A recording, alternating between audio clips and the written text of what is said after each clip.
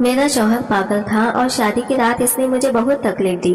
وہ پاگل تو میرے ساتھ بہت کچھ کرنے لگا۔ پہلے تو وہ میرے قریب آیا اور زور سے ہنسنے لگا۔ میں ڈر گئی اور پھر دھیرے دھیرے وہ میرے قریب آیا اور میرا ہاتھ پکڑا۔ پھر دھیرے دھیرے میرے اور بھی قریب آنے لگا۔ اس کی گرم گرم سانسیں مجھے اچھے سے محسوس ہو رہے تھے۔ میرے بھی جذبات وہ بھر رہے تھے اور پھر اس نے مجھے زور سے اپنے باہوں میں جکڑ لیا اور پھر میرے ساتھ 5 سے 6 دفعہ۔ میرا بیٹا پاگل تھا۔ اس کی شادی میں یہ غریب گھر کی لڑکی سے کروا دی جو یتیم بھی تھی۔ میں اس لڑکی کا بہت خیال رکھتی اور محبت سے رکھتی، کیونکہ میں جانتی تھی میرا پاگل بیٹا رات بھر اسے تکلیف دیتا ہے، مگر وہ اتنی صابر لڑکی تھی، اف تک نہ کرتی۔ اب وہ حاملہ ہو گئی تھی۔ میں اسے دروازہ بند کر کے اپنے ساتھ سلانے لگی۔ ایک رات آنکھ کھلی تو مجھے بہو کہیں نظر نہ آئی۔ میں بھاگتے ہوئے بیٹے کے کمرے میں گئی تو پاؤں تلے سے زمین نکل گئی۔ یہ قدم میں نے بڑی مجبوری میں اٹھایا تھا۔ میں نے تو کبھی سوچا بھی نہیں تھا کہ ایسا ہوگا۔ میں اپنے گھر میں سکون کی زندگی گزار رہی تھی، مگر میری بڑی بہو نے تو مجھے یہ کیسی بات بتا دی کہ میرے قدموں تلے سے زمین نکل گئی تھی۔ وہ اپنی 4 سال کی بیٹی کا ہاتھ پکڑ کر بڑے غصے سے میرے کمرے میں داخل ہوئی تھی۔ وہ اپنے سرخ نظروں سے مجھے دیکھ رہی تھی اور بولی، آج آ جائے میرا شوہر، میں نے دانیال سے کہنا ہے کہ ہم یہ گھر چھوڑ کر چلے جاتے ہیں۔ مجھے نہیں رہنا اس گھر میں جہاں آپ کا پاگل بیٹا رہتا ہے۔ وہ بولی، کیا ہو گیا ہے سلمی؟ آج سے پہلے تو تم نے کبھی ایسی بات نہیں کی۔ تو وہ کہنے لگی، پوچھے میری 4 سال کی بیٹی سے کہ اس کا پاگل چاچو اسے کیا کیا۔ اس نے جو بات بتائی اسے سن کر میں کہہ رہا تھا، ننھی نازش نے سر پر آسمان ٹوٹ پڑا تھا۔ میں اسے بولی، خدا کی واسطہ سلمی یہ گھر چھوڑ کر مت جانا، میں وکی کے لیے کوئی انتظام کر لوں گی۔ ایک ماں سے اس کی اولاد کو دور مت کرو۔ وکی تو پہلے ہی ہوش و حواس سے بیگانہ ہے، اور اگر اب تم دانیال کو لے کر چلی گئی تو میں بالکل تنہا رہ جاؤں گی۔ دیکھو سلمی، تمہارے گھر بھی اولاد موتاخواہ ہے۔ اللہ نہ کرے کہ کبھی تمہارے گھر وکی جیسا بچہ پیدا نہ ہو۔ تم بھی اس اذیت سے نہ گزرو جسے میں صبح شام برداشت کرتی ہوں۔ میری بات سن کر سلمی ڈر گئی تھی۔ اس نے کہا، ٹھیک ہے، میں آخری موقع دے دیتی ہوں، لیکن اب جو بھی کرنا ہے جلدی میں کیجیے گا، نہیں تو میں یہ گھر سچ میں چھوڑ کر چلی جاؤں گی۔ مجھے تھوڑی سی مہلت مل گئی تھی۔ اب میں نے یہ سوچنا تھا کہ وکی والے معاملے سے کیسا نپٹا جائے۔ میں ساری رات سوچتی رہی تھی کہ اس سارے مسئلے کا حل فقط یہی نکلنا تھا کہ مجھے وکی کی شادی کر دینا چاہیے، مگر میں اس کے لیے بیوی کہاں سے ڈھونڈ کر لاتی؟ ایک دیوانے لڑکے کو اپنی بیٹی کون دیتا بھلا؟ صبح جب میں کمرے سے نکلی تو سلمی منہ پھیلائے بیٹھی تھی۔ میں آگے بڑھی اور بولی، کیا بات ہے سلمی، کیا ہوا؟ وہ بولی، آپ نے وکی کا کیا سوچا ہے؟ میں اس کے پاس جا کر بیٹھ گئی اور بولی، تم کیا چاہتی ہو، کیا کرنا چاہیے؟ سلمی کہنے لگی، بہتر تو یہی ہے کہ اسے پاگل خانے بھیج دیا جائے۔ گھر میں چھوٹی بچی ہے، پھر دوسرا بچہ بھی آنے والا ہے، ایسے میں ایک پاگل کے ساتھ رہنا بالکل بھی ٹھیک نہیں ہے۔ میری آنکھوں میں آنسو آ گئے تھے۔ میں بولی، تم فکر نہ کرو، میں نے وکی کا سوچ لیا ہے، میں اسے بھی پاگل خانے نہیں بھیجوں گی۔ اگر وکی کی ٹھیک ہونے کے چانسز ہوتے تو میں یہ کڑوا خون بھر لیتی، مگر ڈاکٹرز نے کہا ہے کہ اس کی یہ بیماری کبھی نہیں جائے گی، تو پھر میں اپنے کوکھ سے جنے بچے کو خود سے کیسے دور بھیج دوں؟ میں اپنے وکی کی شادی کروں گی۔ میری بات سن کر میری بہو تالی پیٹ کر ہنسنے لگی تھی۔ وہ بولی، لو کر لو بات، ایک پاگل سے کون کرے گا شادی؟ مجھے اس کا حد تک تمیز لہجہ پسند نہیں آیا تھا۔ میں بولی، میرا شوہر کروڑوں کی جائیداد چھوڑ کر گیا ہے اپنے بچوں کے لیے، اگر وکی سے کوئی لڑکی شادی نہیں کرے گی تو میں اس کے لیے بیوی خرید کر لے آؤں گی۔ میری بات سن کر میری بہو خاموش ہو گئی تھی۔ وہ سب کچھ سمجھتی تھی کہ سلمی یہ سب کیوں کر رہی ہے۔ وہ فقط یہ چاہتی تھی کہ وکی کو جلد از جلد راستے سے ہٹا کر وہ ساری جائیداد اپنے شوہر کے نام کروا لے، اور پھر ساری جائیداد بیچ کر وہ یہ وطن چھوڑ کر دلی شفٹ ہو جائے۔ وہ جب سے میرے گھر میں بیاہ کر آئی تھی، اس نے یہ کھیرت لگائی ہوئی تھی کہ دانیال ہم دبئی شفٹ ہو جائیں گے، لیکن وہ مانتا نہیں تھا۔ ایک تو وکی بیمار تھا اور دوسرا میں بھی تھی۔ اب وہ ساری جائیداد بیچ کر جا نہیں سکتا تھا۔ دونوں بھائی برابر کے جائیداد کے شریک تھے۔ سلمیٰ چاہتی تھی کہ وکی پاگل خانے چلا جائے اور پھر سب کچھ اس کے میاں کے ہاتھ لگ جائے۔ خیر، اب میں نے بھی سوچ لیا تھا کہ میں کسی طور پر بھی سلمیٰ کو اس کے عزائم میں کامیاب ہونے نہیں دوں گی، اس لیے میں نے سوچا تھا کہ وکی کی شادی کر دوں گی۔ چلو کسی غریب لڑکے کا بھلا ہی ہو جائے گا۔ جس جائیداد پر اس بدتمیز سلمیٰ نے عیش کرنا ہے، کسی غریب گھر کی لڑکی آ کر چند دن آرام کی زندگی بسر کرنے کی، اس معاملے میں میری نیت بالکل صاف تھی۔ خیر، میں نے اپنی کام والی سے کہہ دیا تھا کہ مجھے کسی غریب گھر کی لڑکی چاہیے، میں وکی کی شادی کرنا چاہتی ہوں۔ میری ملازمہ بھی حیران ہو گئی۔ وہ کہنے لگی، باجی آپ کو کیا ہوا ہے؟ آپ کو تو پتا ہے کہ وکی صاحب ٹھیک نہیں ہے، تو پھر ان سے شادی کون کرے گا؟ میں بولی کہ مجھے پتا ہے غربت بہت بری چیز ہے، غربت تو اپنے بچوں کو بیچنے تک مجبور کر دیتی ہے۔ تم بس ایسا کرو کہ اپنے جاننے والے ہیں جس کی وہ گھروں میں یہ بات پہنچا دو، تو مالکین کا پاگل بیٹا ہے، شادی کرنا چاہتی ہے۔ اس نے حامی بھر لی تھی۔ 3-4 روز گزرے تھے کہ میری ملازمہ میرے پاس آ کر بیٹھ گئی۔ وہ کہنے لگی باجی آپ تو بڑی دور اندیش نکلی ہیں۔ میں بولی وہ کیسے؟ تو ملازمہ نے بتایا کہ اس کی ایک پڑوسن ہے، اب وہ اپنی یتیم بیٹی کی شادی کرنا چاہتی ہے۔ میں نے ایسا بتایا کہ مالکن کا پاگل بیٹا ہے، تو وہ کہنے لگی کہ مجھے منظور ہے، کم از کم میری بیٹی کو تو 2 وقت کی سکون کی روٹی تو ملے گی۔ یہاں تو وہ صبح شام اپنے بھائیوں کے چھتر کھاتی ہے اور اپنی بھابھیوں کے جوتے صاف کرتی ہے، تب نہیں جا کر اس کو روٹی ملتی ہے۔ میں یہ بات سن کر اس بچے کے لیے پریشان ہو گئی تھی۔ میں نے کہا کہ ٹھیک ہے، تم مجھے آج شام ان کے گھر لے چلو۔ ملازمہ نے پہلے ہی لڑکی والوں کو اطلاع کر دی تھی۔ شام میں گھر میں کسی کو بھی بتائے بغیر میں ملازمہ کے ساتھ نکل گئی تھی۔ ہم دونوں لڑکی کے گھر گئے تھے۔ میں تو یہ دیکھ کر سوچ میں پڑ گئی تھی کہ اس طرح کے تنگ و تاریک جگہوں پر لوگ کیسے گزارا کرتے ہیں۔ چھوٹا سا گھر تھا جس میں چھوٹے چھوٹے 3 کمرے بنے ہوئے تھے۔ مجھے بھی کمرے میں لے جا کر بٹھا دیا گیا تھا۔ میں نے لڑکی کی والدہ سے کہنا شروع کیا کہ میرا بچہ ٹھیک نہیں ہے، مجھے اس کے لیے بیوی کی تلاش ہے۔ ہمارے گھر میں کسی چیز کی کوئی کمی نہیں ہے، دولت آرام آسائش سب کچھ ملے گا آپ کی بیٹی کو۔ بس یہ ہے کہ میرے بیٹے کو کوئی ساتھی مل جائے، کوئی دوست مل جائے تو مجھے بھی سکون ہو جائے گا۔ میرا بچہ اس دنیا میں تنہا نہیں ہے۔ اس عورت کی آنکھوں میں آنسو آ گئے تھے۔ وہ کہنے لگی میں آپ کی بات کو اچھی طرح سمجھ سکتی ہوں، اولاد کے غم سے اور اس کی تکلیف سے بڑا کوئی غم نہیں ہے۔ میں نے کہا اپنی بیٹی کو لے کر آئیں۔ جب شنا کو میرے سامنے لایا گیا تو میں دیکھ کر حیران رہ گئی تھی۔ وہ بے تحاشا خوبصورت تھی، اس کی عمر بھی کم تھی، یہی کوئی 18-19 برس کی ہوگی۔ اس کے چہرے سے ہی معصومیت ٹپکتی تھی۔ وہ میرے پاس آ کر بیٹھ گئی، اس کی نظریں جھکی ہوئی تھی۔ وہ تھوڑی ہی دیر میرے پاس بیٹھی اور پھر اٹھ کر چلی گئی تھی۔ پھر سنا کے دونوں بھائی آ کر بیٹھ گئے تھے۔ وہ کہنے لگے کہ آپ ہماری بہن کا رشتہ مانگنے آئی ہیں۔ میں نے سب کو سچ سچ بتا دیا کہ میرا بیٹا ذہنی طور پر معذور ہے۔ تو وہ کہنے لگی ٹھیک ہے، ہماری بہن کم عمر ہے اور خوبصورت بھی ہے، ہم ایسے کیسے آپ کے پاگل بیٹے کے لیے اپنی بہن کا رشتہ دے دیں۔ میں ان کی بات سن کر حیران ہوئی تھی اور بولی تھی کیا آپ کی مرضی نہیں ہے؟ تو شنا کا بڑا بھائی کہنے لگا کہ میں ابھی باہر گلی سے گزر کر آیا ہوں، باہر آپ کی بڑی سی گاڑی کھڑی ہے جس سے آپ کی حیثیت کا بخوبی علم ہوتا ہے، تو کیا آپ لوگ میری پیاری سی بہن یوں ہی لے جائیں گے؟ تو میں بولی کہ آپ کو کیا چاہیے؟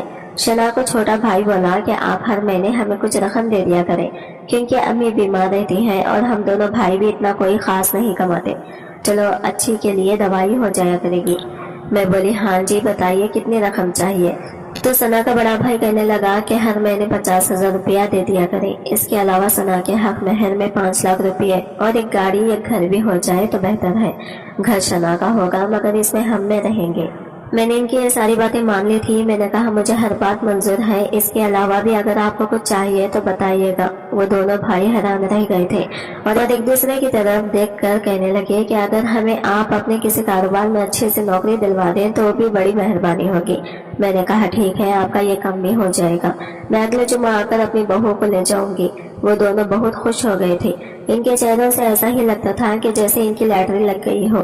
ان دونوں کے جانے کے بعد سنا کے والدہ کہنے لگی کہ بہن معاف کر دیجئے، مجھے تو کسی قسم کا کوئی لالچ نہیں ہے، مگر یہ میرے بیٹے ہیں، ان کو تو میری بیٹی سونے کی مرغی لگتی ہے، اگر ان کے پاس رہے تو سونے کے انڈے دیں اور اگر باہر چلی جائے تو سونے کے بھاؤ فروخت ہو جائے۔ یہاں گھر میں تو وہ اپنی بیویوں کے کام کرواتے تھے، اب جب بہن چلی جائے گی تو اس کے ذریعے سے پیسہ کھائیں گے۔ ان دونوں نے تو سنا کو فروخت ہی کر دیا ہے۔ اس دن کو دیکھنے سے پہلے میں مر کیوں نہ گئی۔ میں نے ان سے کہا کہ کوئی بات نہیں، آپ بے فکر رہیں، مجھے پتا ہے اچھے برے لوگ ہر جگہ ہوتے ہیں۔ سنا کی والدہ خاموش ہو گئی تھی۔ میں نے گھر جا کر دانیال کو بتایا میں وکی کی شادی کرنے لگی ہوں۔ وہ تو حیران ہی رہ گیا، کہنے لگا امی آپ یہ کیا کہہ رہی ہیں؟ تو میں نے ان سے کہا کہ میں رشتہ بھی مانگ آئی ہوں، لڑکی بہت پیاری ہے اور کم عمر بھی ہے، وکی کو خوش رکھے گی۔ تو دانیال کہنے لگا امی وہ لڑکی وکی کو تو خوش رکھے گی مگر لڑکی کا کیا بنے گا؟ کیا اس کو وکی خوش رکھ پائے گا؟ یہ وہی سوال تھا جس سے میں بہت خوف کھاتی تھی۔ میں خاموش ہو گئی اور اٹھ کر اپنے کمرے میں آ گئی تھی۔ مجھے نہیں پتا تھا کہ اس شادی کا انجام کیا ہوگا، لیکن لڑکی کا معصوم چہرہ دیکھ کر میں جان گئی تھی کہ سب کچھ اچھا ہی اچھا ہوگا۔ سادگی سے نکاح ہوا اور میں سنا کو رخصت کر کے اپنے گھر لے آئی تھی۔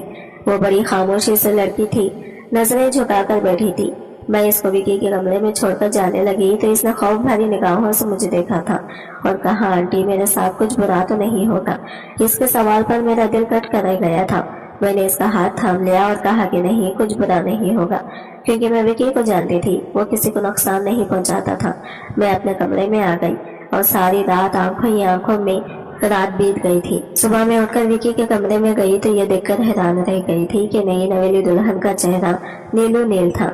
मैं बोली, ये सब क्या है? सना तो इसने रोते हुए विकी की जानिब इशारा कर दिया था। मेरा तो कलेजा ही मुंह को आ गया। मैंने तो कभी सोचा भी नहीं था कि ऐसा होगा। मैंने इसको दिलासा दिया और कहा कि फिक्र ना करो, विकी ठीक हो जाएगा। मेरा विकी ऐसा नहीं है। तो इस लड़के ने सर हिला दिया था। फिर वो किचन में चली गई और घर भर के नाश्ता बनाने लगी। मैंने इसको रोक दिया था। मैंने कहा कि ये काम तुम्हारे करने के नहीं, घर में मुलाजमीन है, वही ये सब काम करेंगे। तुम बस आराम करो। आराम करोगी और खाओ पियोगी। सना मुस्कुराती थी।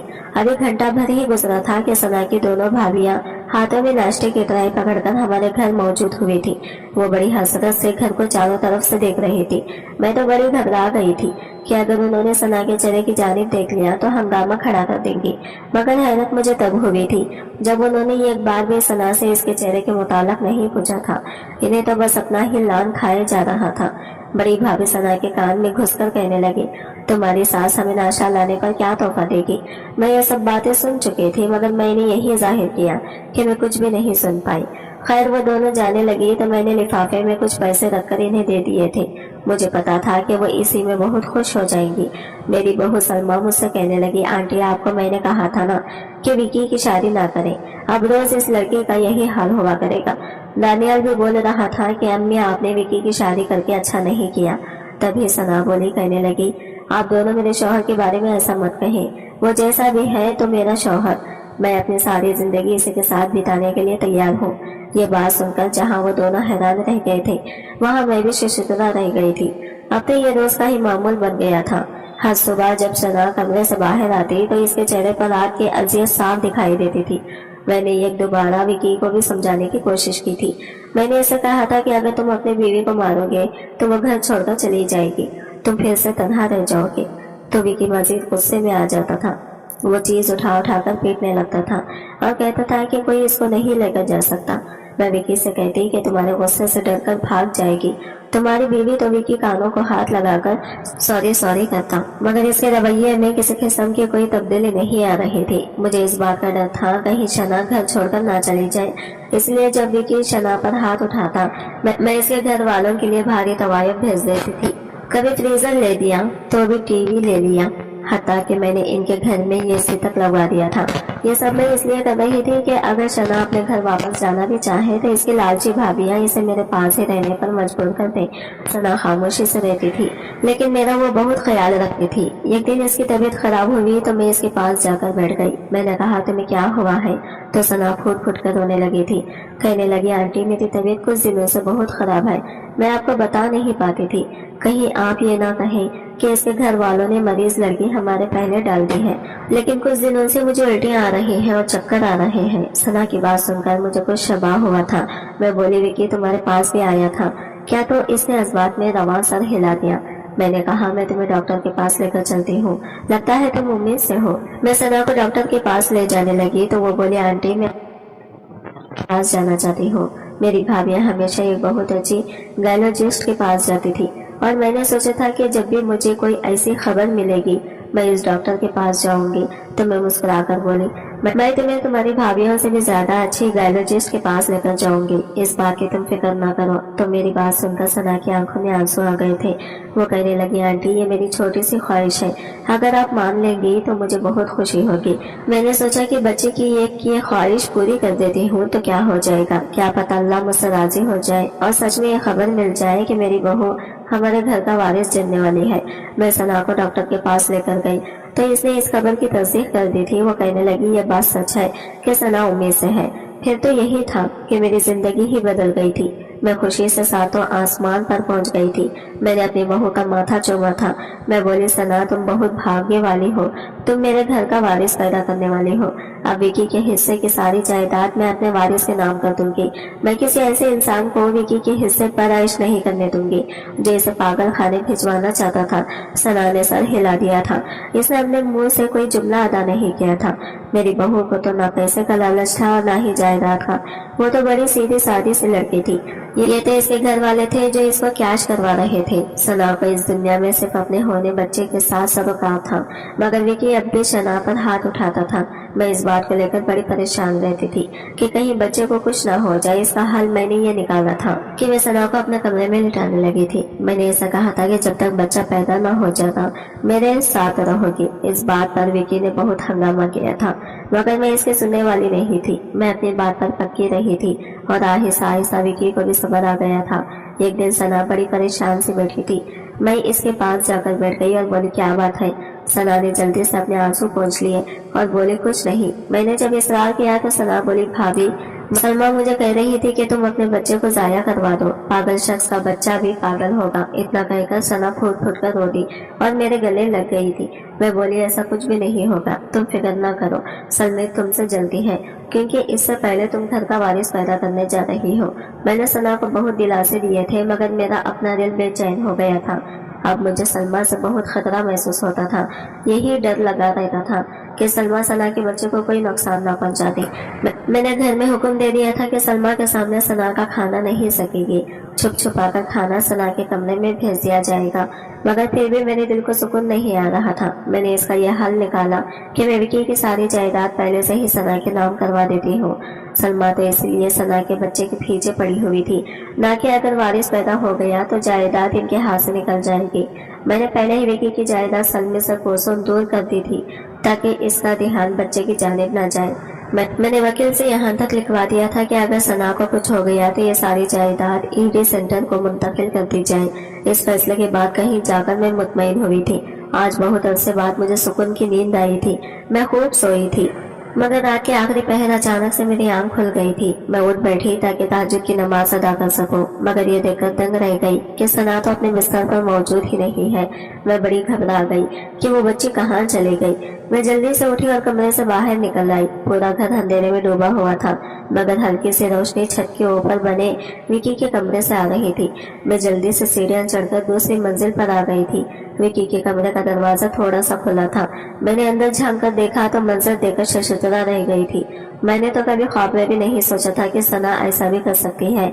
आज इसने बेशर्मी की तमाम हदें पार कर दी थी। अब इस बात का अंदाजा तो मुझे बाखूबी हो गया था कि सना मेरे बच्चे के साथ बहुत गलत कर रही है। मैं इस वक्त अपनी बहू से कुछ भी ना कह सकी थी और अपने कमरे में आकर लेट गई थी। मुझे नहीं इल्म के मेरे वापस आ जाने के बाद इन दोनों मियां बीवी में क्या मामला हुआ हो। फजर की अजान से पहले पहले सना कमरे में वापस आ चुकी थी, मगर मैं तो सोती बन गई थी। सुबह जब मैं सोकर उठी तो सना को बहुत उदास पाया था। इसका चेहरा नील के निशाना से भरा पड़ा था। मैं बोली, सना तुम्हारे चेहरे को क्या हुआ है? तो वो रोने लगी और बोली, आंटी रात जब संगी आप सो गई थी तब विकी आपके कमरे में आया था। वो मुझसे कह रहा था कि मेरे साथ चलो, मैंने तुम्हारे साथ जरूरी बात करना है। मैं विकी के साथ जब इसके कमरे में गई तो इसने मुझ पर तशद्दुद कर दिया। मैंने कहा, तुम क्यों गई इसके साथ? जब मैंने मना किया था तो वो बोली, आंटी शौहर तो औरत का मिजाज खुदा होता है ना। मैं विकी की बात कर नहीं कर सकती, वो मेरे लिए बहुत अहम है। अगर हालात कुछ और होते तो मैं सना की बातें सुनकर इसकी वारिस सबके जाती, मगर अब मैं सारी हकीकत जान गई थी। बस मैं वक्त आने पर ही ये सब खोलना चाहती थी। अब भी मैं नहीं चाहती थी कि सना परेशान हो और मेरे होने वाले पोते की सेहत पर बुरा असर पड़े। हम सब ने मिलकर नाश्ता किया था। बातें करते करते ही मुझ पर गंदगी छा गई थी। मैंने सबसे माजरत कर ली और उठकर अपने कमरे में आ गई थी। मैं ना जाने कितनी देर सोती रही थी जब मेरी आंख बाहर से आने वाले शौहर को सुनकर खुली थी। मैं बाहर निकली तो एक अजीब मंजर ने मेरा इस्तकबाल किया था। मेरा बेटा दानियल मेरे सामने खड़ा कर रहा था, अम्मी आपकी बहू हमारी अलमारियों में बंद तमाम जेवरात ले गई है। मैंने अपने सीने पर हाथ रखा और सोफे पर ढह गई थी। फिर बड़ी हिम्मत करके मैं विकी के कमरे में गई थी। वहाँ साइड टेबल पर खुलानामा पड़ा था, नीचे एक कागज भी पड़ा था जिस पर लिखा था, आंटी आप एक अच्छी खातून है, इसलिए आपको सब कुछ सच बताकर जा रही हूँ। आपने अपने पागल बेटे के साथ मेरी शादी करके बहुत जुल्म किया था मुझ पर। मैं तो किसी और से प्यार करती थी। मैं इसको कभी दिल से कबूल ही नहीं कर सकी थी। मेरे भाभीयों ने मुझे बेच दिया था, मगर मैं अपनी सारी उम्र ऐसे तो नहीं बिता सकती थी। न मेरे आशिक अकरम ने मुझसे कहा था कि तुम सब कुछ अपने नाम लिखवा लो, इस शादी का फायदा तो उठाओ।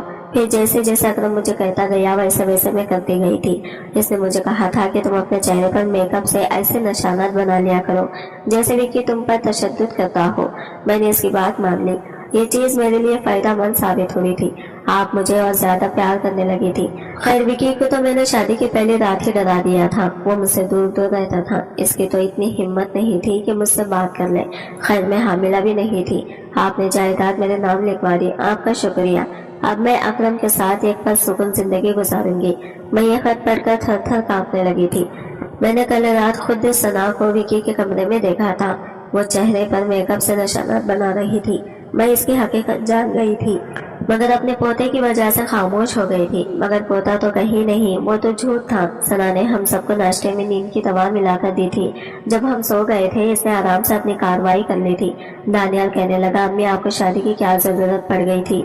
मैं बोले, सलमा ने मुझे बताया था कि विकी ने नाजिश को गुड़िया को पकड़कर इससे कहा था कि ये मेरी दुल्हन है। सलमा डर गई थी कि इसी तरह मेरी बच्ची के ज़हन पर मुनफी असर पड़ेगा, इसलिए सलमा ने मुझसे कहा कि वो घर छोड़कर जा रही है।